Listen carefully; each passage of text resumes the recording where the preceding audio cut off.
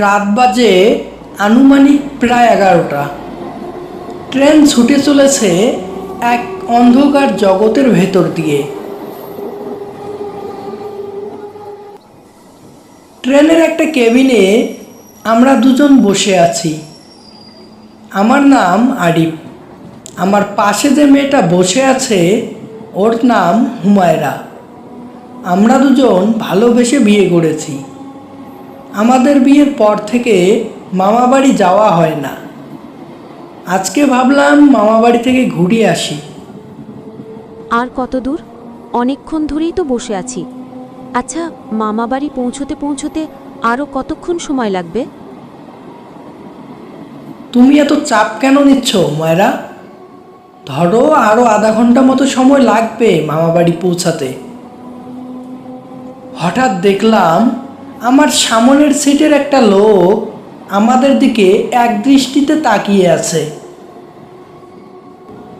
এ যে ভাই, অনেকক্ষণ ধরে দেখছি আপনি আমাদের দিকেই তাকিয়ে আছেন। তার আগে বলেন যে আপনারা কোথায় যাবেন?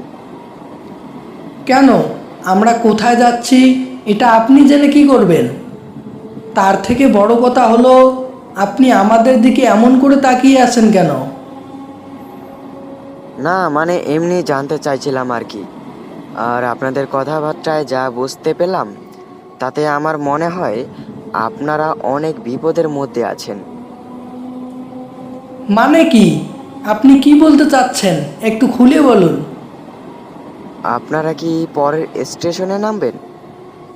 হ্যাঁ, আমরা পরের স্টেশনেই নামবো। ওখান থেকে আমরা যাব চাকরডাঙ্গা, আমার মামা বাড়ি। যেটাই ভাবছিলাম সেটাই হলো। আপনারা চাকর ভাঙ্গার যাবেন তাই তো? কিন্তু আমি যতটুকু জানি ও পথে গাড়ি ঘোড়া যায় না, আপনাকে হেঁটেই যেতে হবে। সব থেকে বড় কথা হলো ওই পথে ভূত প্রেতের আনাগোনা আছে। হ্যাঁ জানি, আর ওই পথে গাড়ি ঘোড়া যায় না সেটাও জানি। আর ভূত পেতের কথা বলছেন, আমরা ভূত পেতে ভয় পাই না, বুঝলেন? আপনি হয়তো নতুন, তবে এমন ভুল করবেন না। ওই পথ দিয়ে গেলে কেউ জীবিত ফেরে না। মানুষ যেখানে দিনের বেলা যেতে ভয় পায়, আর আপনারা সেখানে রাতের বেলা যাবেন। তুমিও না, কোথা থেকেই যে আসে এসব পাগল ছাগলের দল। আজকে এমনিতেই মনটা ভালো নেই, তার উপর এই পাগলগুলায় যে কোথা থেকে আসে।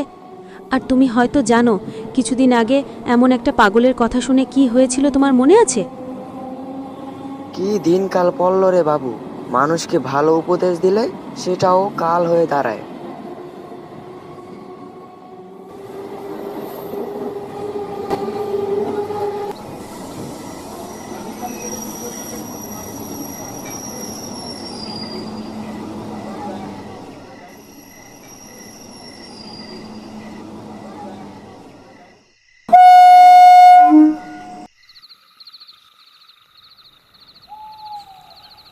অবশেষে পৌঁছালাম পরের স্টেশনে।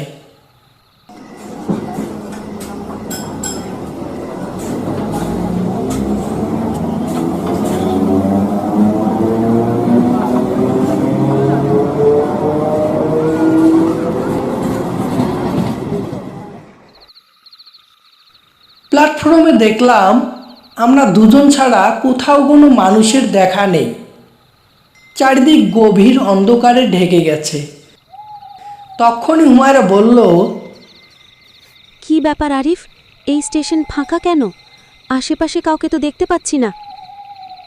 এটা একটা গ্রাম বুঝলে, তাই এমন হওয়াটাই স্বাভাবিক। এখানে এভাবে দাঁড়িয়ে থেকে লাভ নেই, তার চেয়ে হাঁটতে শুরু করি।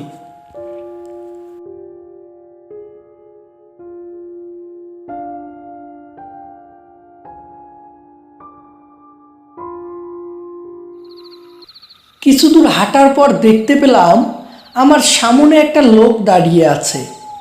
গায়ে চাদর মোড়ানো, পরনে সাদা টুকরো ধুতি, হাতে একটা হ্যারিকেন। বয়স এই 50-এর কোঠায় পা দিয়েছে। এই যে বাবা, কোথায় যাবেন আপনারা? এ যে খুড়ো, আমরা যাব চাকরডাঙ্গা, আমার মামা বাড়ি। ও, তবে এই কথা। তবে বাবু, সামনে একটা খেজুর বাগান আছে। রাতের বেলায় ওই দিকে কেউ যায় না। ওই খেজুর বাগানে রাতের বেলায় কিছু অশরীরী ঘুরে বেড়ায়। ওরা তোমাদের ক্ষতি করতে পারে। তাই বলি কি, এই রাতটা তোমরা চাইলে আমার বাড়িতে থেকে যেতে পারো। সবাই দেখছি একই কথা বলছে। আমার মনে হয় এরা সবাই পাগল। বুঝলাম না, আমাদের এত ভয় দেখাচ্ছেন কেন? আমরা এসবে ভয় পাই না, বুঝলেন? আপনি এবার আসতে পারেন।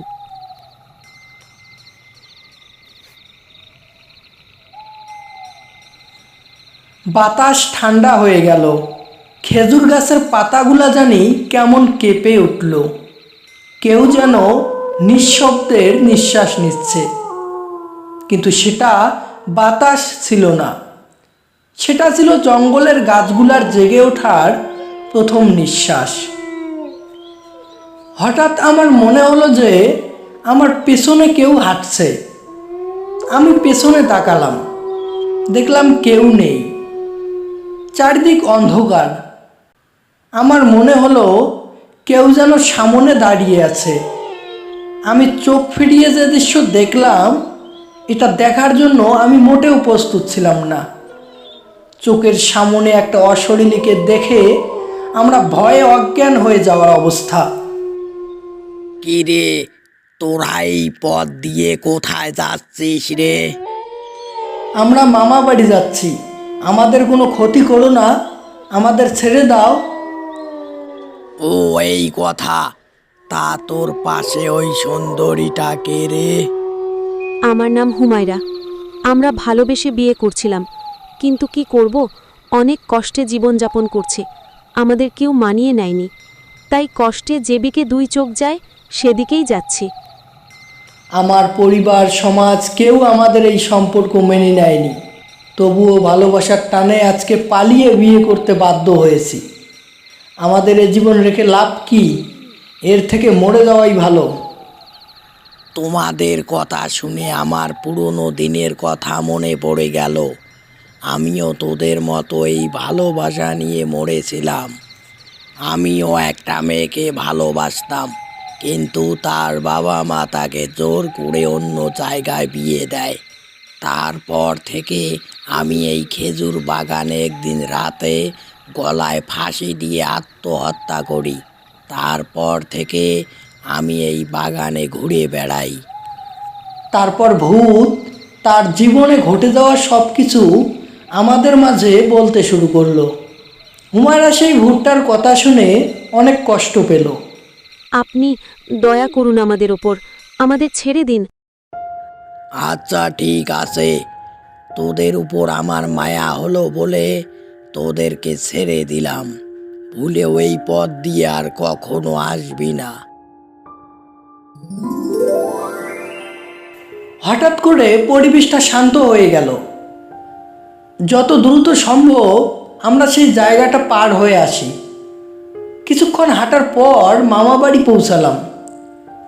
তারপর আমি মামাকে সব কিছু খুলে বললাম।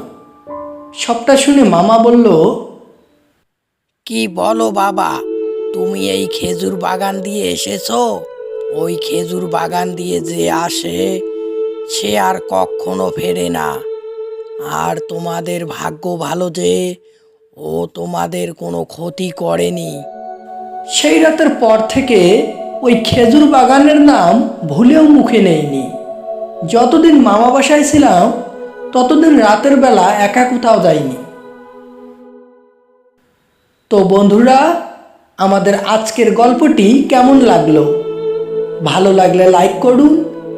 আর আপনারা কোন ধরনের গল্প দেখতে চান তা কমেন্ট করে জানাবেন। দেখা হচ্ছে নতুন কোনো গল্পতে। ততক্ষণ পর্যন্ত সকলে ভালো থাকুন, সুস্থ থাকুন, আমাদের পাশেই থাকুন। ধন্যবাদ।